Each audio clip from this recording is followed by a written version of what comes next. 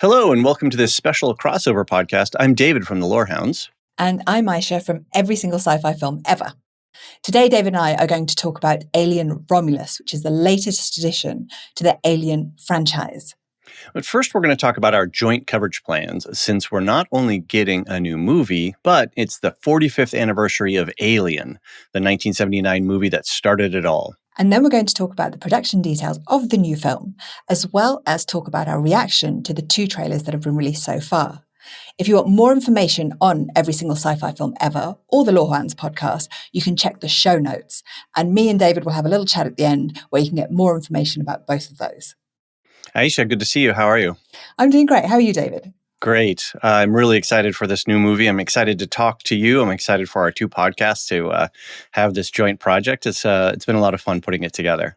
I'm very excited because this is my first crossover podcast. As you know, I'm quite new to the whole thing. So it's really exciting for me. Yes. Thank you so much. Very cool. Well, we're great admirers of you over here at Lorehounds. So likewise. I'm really glad that, yes, it's been a lot of fun. I can't believe your guys' schedule, though. That stresses me out slightly. But I'm amazed that you guys maintain it. It's amazing. It's madness. It is. And we just finished House of the Dragon, and we're about to start Rings of Power, and we've got, Dune Sisterhood coming later on, and we got so much going on. There's a lot of TV. It's kind of an embarrassment of riches right now. Absolutely.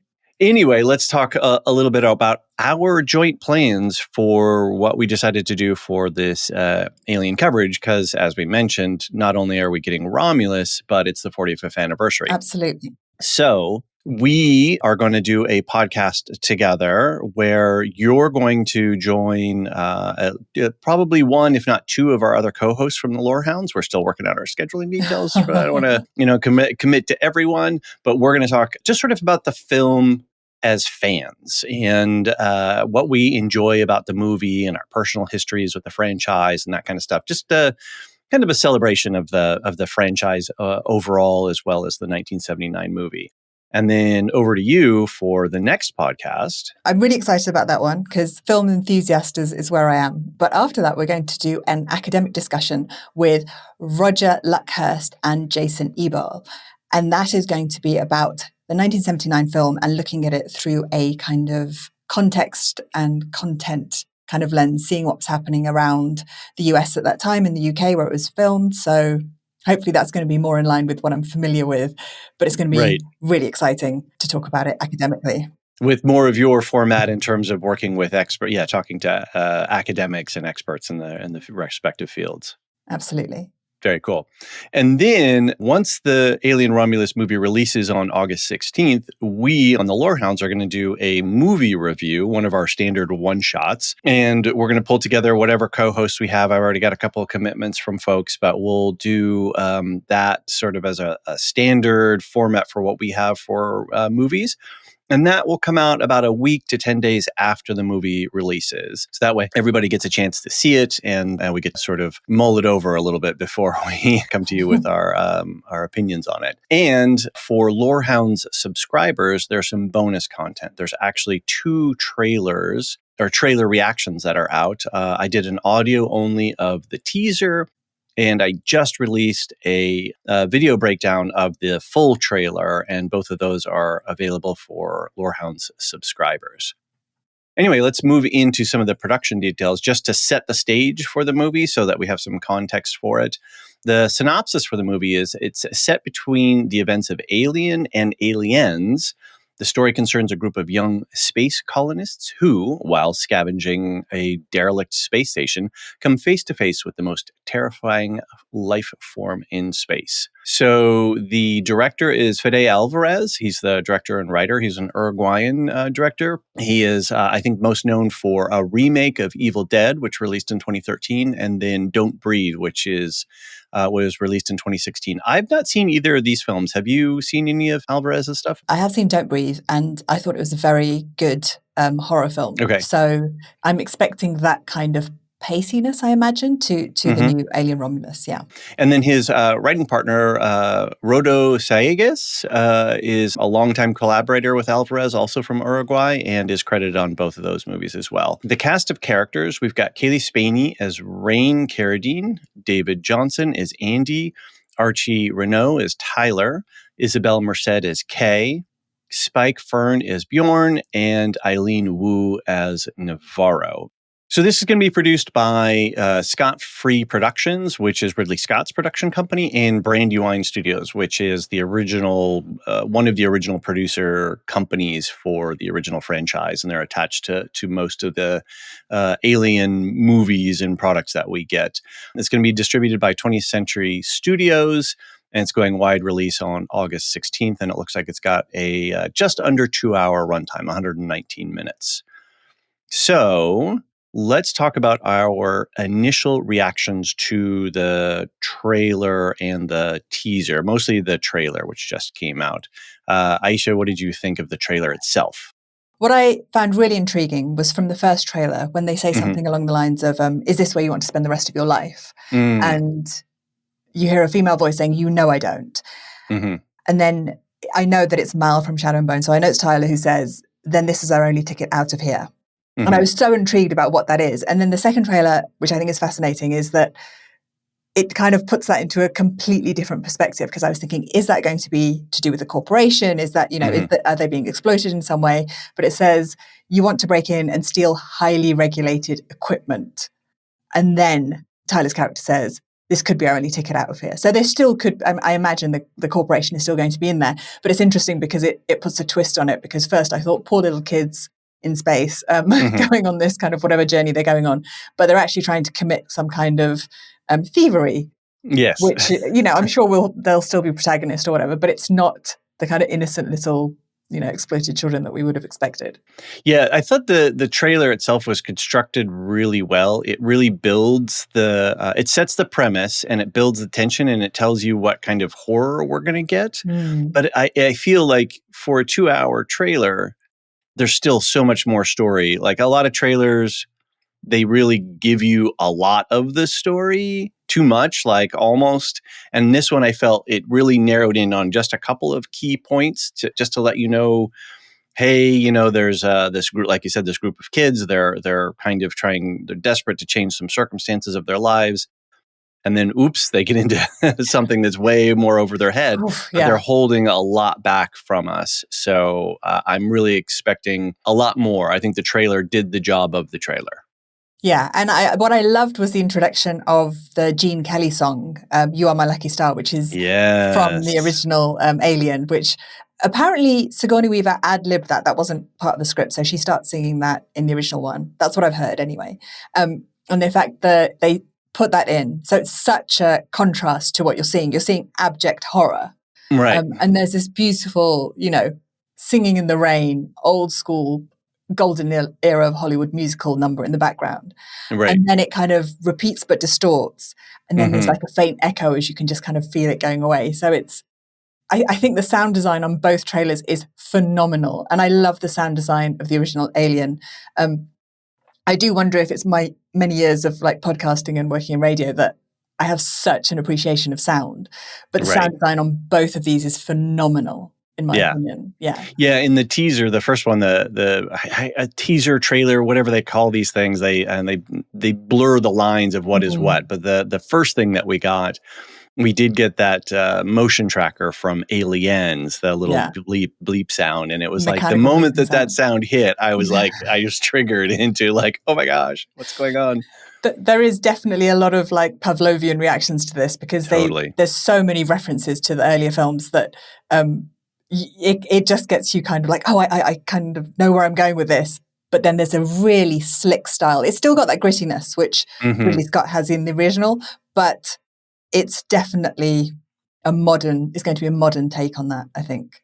Yeah, and I thought that they demonstrated that well as their style, like demonstrated their style to us by embedding the title cards into different portions of the movie. So at one point in this trailer, when it looks like Rain sort of moves her weapon and the flashlight flashes against the wall, and there's information there, or it's sort of superimposed over a window, or it's back illuminated by a flashlight, saying like when the release dates are and things like that. I thought that was a very modern sensibility, and I thought it was a really well done and smart use for using title graphics really well mixed into the trailer. integrated. Yeah, Yeah, I agree. I never felt taken out of the trailer. I always was really immersed. What's interesting as well in terms, sorry to go back to the sound design, but there's Yeah, that yeah. horrible, crunch sound, which Mm-hmm. sounds very, very kind of biological. It sounds like something's being stamped on, perhaps even a human. We don't know, right? There's this crunching sound, or it could be, a facehugger. We don't know what it is. And then there's this kind of mixture of kind of this mechanical boom, and then you get that kind of laser sound. It's just such a lovely mix of biological and mechanical, which I think Mm-hmm. is quite a lot of what Alien is about, because you've got this alien, you've True. got the Yes. humans, you've got, the synthetics that, the robot android kind of Right. thing. So Right. it's very clever. And I hope they are getting lots of recognition for their sound design. I'm gonna leave the sound alone. But if I was handing out Oscars, I'm gonna give it just for this one trailer.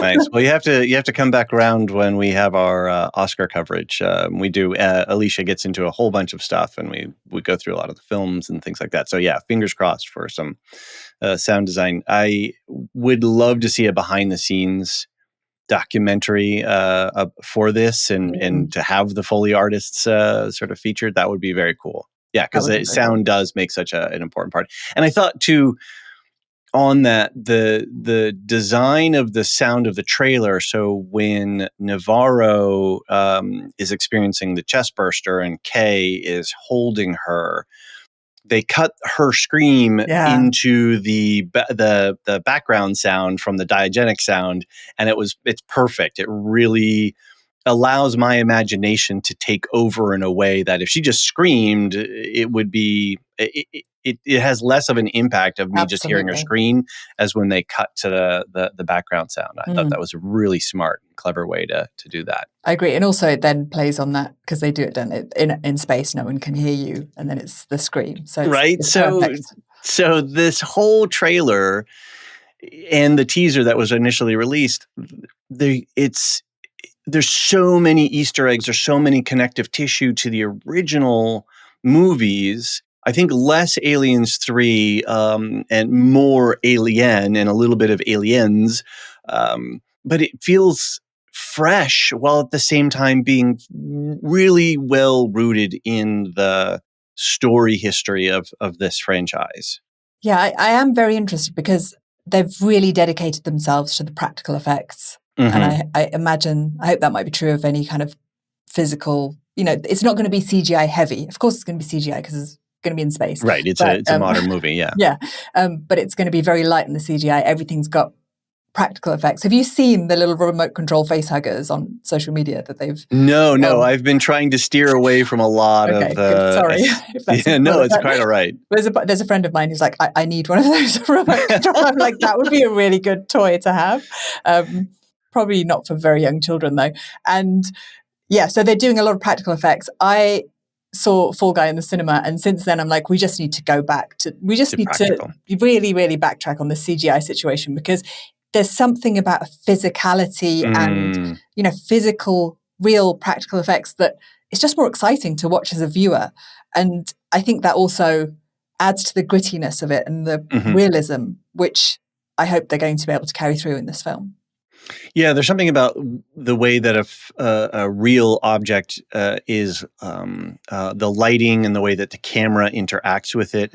Obviously, with CGI, people wearing golf ball suits and that kind of stuff, the actors can react to things, but still, it's weird, right? Seeing this like person in a green lycra suit with golf balls all over them, versus having something that's a little bit more real. You can really generate a different quality of acting, as well as just the way that light interacts with physical, Mm. practical objects. So yeah. But then, we were just watching House of the Dragon, and the blending between the CGI and the matting, and what is digital matting, as well as CGI creatures and that kind of stuff.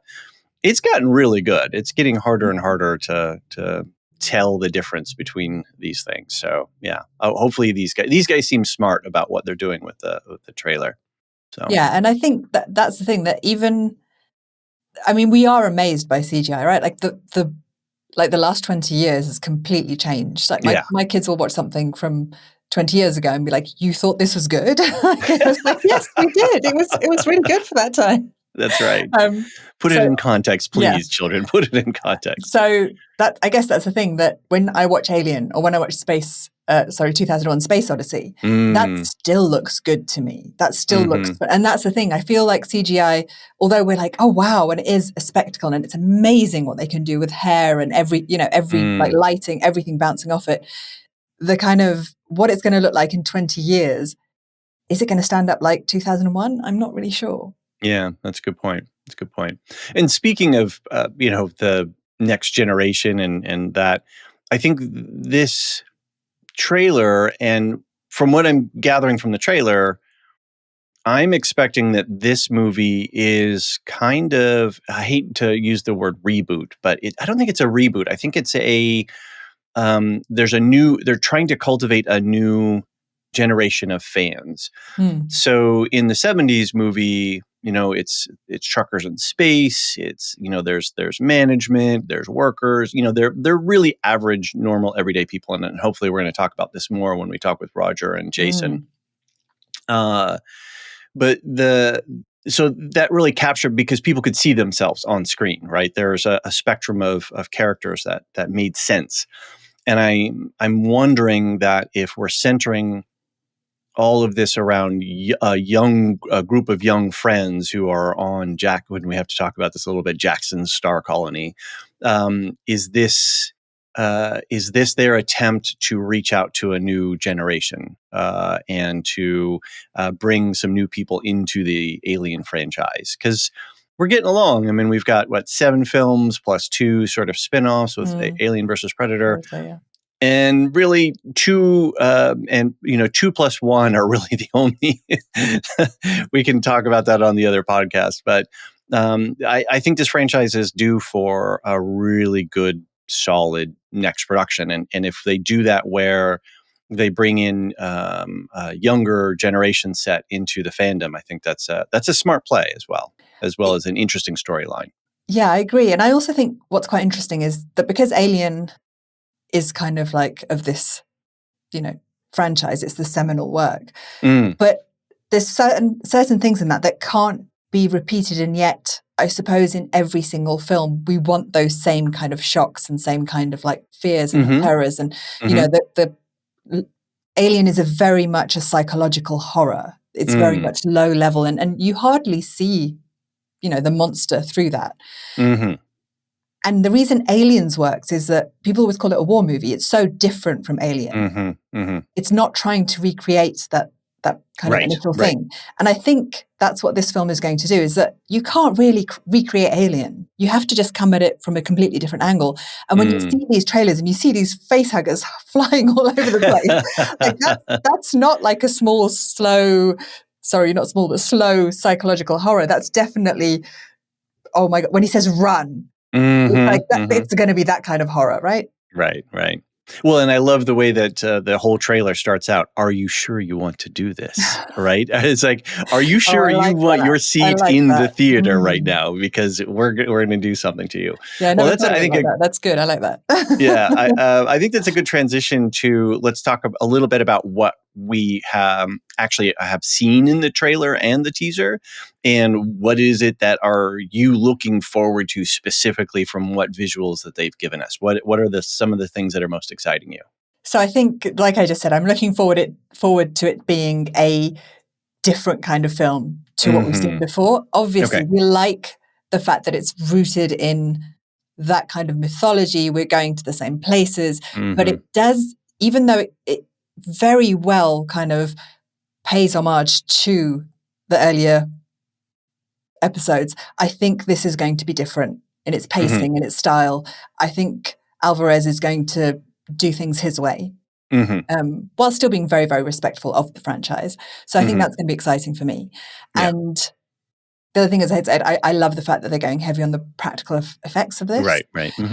And I think what I really want to know is the timeline. Like, this is set between 2 films we know about. Has Ripley, Sigourney Weaver's character in Alien, return back? Are they sending these children out knowing what's out there? Mm. What role does the corporation have? Mm-hmm. Those kind of things are really interesting to me. Like the corporations, I like it when they go heavy with the corporation. I want to know what Okay. the corporation is doing to these children. Okay. Fair enough. Yeah, And I keep calling them children, sorry. It's just because I'm really old. Like, I'm sure they're all right. adults and they're not minors, but yeah, they're so dewy skinned and, they're, Right. Yeah. yeah. Fair enough. I'm really looking forward to seeing how they use the Romulus mythology. So the brothers Romulus and Remus. They're, it's about the founding of Rome, and we see in the teaser the Capitoline wolf as a symbol on the door of a lab. It looks like. So how are they going to incorporate that? How heavy is that going to be? Is that just a quick nod, or is there something more fundamental to the connectivity? Yeah, I think it's interesting. So the Capitoline wolf is the she wolf that fed both Remus and Right. Romulus. Right. And Romulus went on to found the Roman Empire. But it's interesting because, Prometheus, like you Mm-hmm. have this kind of history of Yeah. referring to things, and how much of that is Mm-hmm. just kind of a nod, how much of it is ingrained in Mm. the kind of mythology, and how much of it, I want to know how much of it is surface quality and how much of it is going to be are there going to be symbolic subtext throughout the whole film? So it will be Mm-hmm. really interesting to know, Yeah. because they are founding this colony. So what's Right. happening? Yeah. Yeah, and Scott was he pulled from Joseph Conrad for some of the titles. So the Sulaco and I pronounce that terribly. The Sulaco and the Nostromo as well, I no, believe, right? Nostromo. Thank you. Nostromo, Gosh, yeah. I a was like, little which one's brain. the Sulaco? Yeah. So the Sulaco is the Marines ship, right? When they go Ah, back with Ripley. okay. So yeah, so that's interesting. So it's how much are they pulling? Because I believe they spoke a lot with Scott, and a lot of the original production people are involved or helped with this. But yet, it really does feel like you were saying it's going to be fresh and it's going to be something new. So that's very cool. I'm really interested in seeing this space station crash into the rings of this planet. That looked like an amazing visual, and I love how when you're dealing with the xenomorph, there's only one answer to the solution, and that is to nuke it from orbit or whatever massive total destruction you have to do to be sure. That's like the only single way that you can rest easy is to go to the fullest degree. So it looks like they're doing that to the space station here. I noticed too, there's a couple of new technology bits in here. One, we have Mother 9000, and I believe Mother 6000 was the AI on the ship, on the Oh, Nostromo. okay. So if this is set 30 years after the, or so, if it's set between, sorry, it's not 30. 30 years has to do with the television show that's coming up. It's 30 years Yeah, that's before right. the first. Which I'm also very excited about. Yes, very. Anyway, so this sets in between the two movies. So there's been some advancements. But anyway, we see something that looks like an M41A pulse rifle, but it's different. So, what's that about? We also see that medical scanner that Navarro has where she's able to look through her body. That's a cool little thing, a great addition to body horror. So, the whole body horror element of this. Yeah. And I think my two big questions are, what's up with Andy, who is being coded very much as a synthetic? We're getting, eye rolls and weird body positions. We get the eye And twitch, and I'm like 100%. yeah, 100%. absolutely. But then here's my theory. So we see him carrying a little thermos thing that has some vials in it. Yeah. And we see him twitch out at a couple of different moments. Here's my little theory. He has some secret programming. So the corporation has put into their synthetics, into their AIs, that if you encounter xenomorph, you switch into a different programming mode, and now your job is Ooh. to collect those samples and get them back. And so this goes into, is he going to be a good synthetic 100%. or a bad synthetic? And it could be both. Yep. Because we see him having a close relationship with Rain. They establish that. And we see him, there's at least one shot where she's firing the pulse rifle and he's behind her, sort of backing her up a little bit. So, but he keeps carrying this little thing. He keeps carrying this little thermos around in a lot of the shots that we see him. So Mm. I don't know. We'll see. That's kind of fun. So that's one one thing is like, what's up with Andy? Where are we going with it? And then number two, I had during the teaser, when we saw the teaser, I was wondering, like, is this LV-426? Is this Hadley's Hope? Mm. Is this, where are we? But in this one, we clearly see that this is not. This is Jackson's Star Colony. You Mm. can see the scene when Andy and Rain are walking through a marketplace and there's throngs of people. And you can see clearly on the right side of the frame, it says Jackson's Star Colony written on a building. So, as I understand it, and I haven't seen this quote directly from myself, but I've sort of heard secondhand that Ridley Scott has mentioned that Blade Runner and Aliens, he believes Blade Runner and Aliens are set in the same story universe. And we see a little air car fly by on the top of the scene that goes by, and that's a very Blade Runner scene, sort of that gray, Yeah. rainy, that's that dark noir visage to it. So this is not LV-426. This is Jackson's Star Colony. But what's that about, and what are they going to do? How much of that is going to play into our story? And do you know when Ridley said this? I'm saying Ridley like I know him. When Ridley Yeah, Scott our said pal this, Ridley. pal Ridley. Do you know when he said this? Because I want to know if it's like a retro kind of thing or if it's I think it was a while ago. I don't think it was anytime recently, okay. and I haven't done any searching for it. I'm very nervous about. I was actually just trying to look up something really quickly before we got on the microphones, and it started going. People were like, "Oh, this and that," and he was in this interview and that, and I was like, "Oh no, I've got to stop, close my eyes." Because I don't want to. Spoilers I or really want to come to this movie fresh. fresh. But Mm. Alicia mentioned that she had heard an interview with him, and then I remember hearing that before, a number of years before, Ah, okay. that he said that, and like not recently, like I don't know, 5, 6, 10 years ago, something like that. He's mentioned that. Okay, it's interesting. I mean, So it's all from him, isn't it? Really, and also I like the fact that the artist Mobius is kind of. I think about him both with Alien and with Blade Runner, and he was involved with the Alien production as well. So, yeah, interesting theory. I don't know if I'm very happy about it, but I'm sure I can come to terms with it. You mean with the two universes being Yeah, in the same story? yeah. Yeah. Even if it's not, I just kind of like the homage is fine. So, but if they're building out the Alien universe, that's fine. Because what have we seen? Because the prequels were set, I don't know, whatever. I don't even want to talk about the prequels. We can talk about that in the other podcast. Hmm. But, maybe that's a question for Roger. We can talk to Roger about that when we do the academic conversation, is what he knows about what Ridley Scott has talked about the Blade Runner and Alien universe. Could be, Yeah, a section of conversation. So cool. great. Yeah, we can do that. Any additional thoughts on the trailers before we wrap up?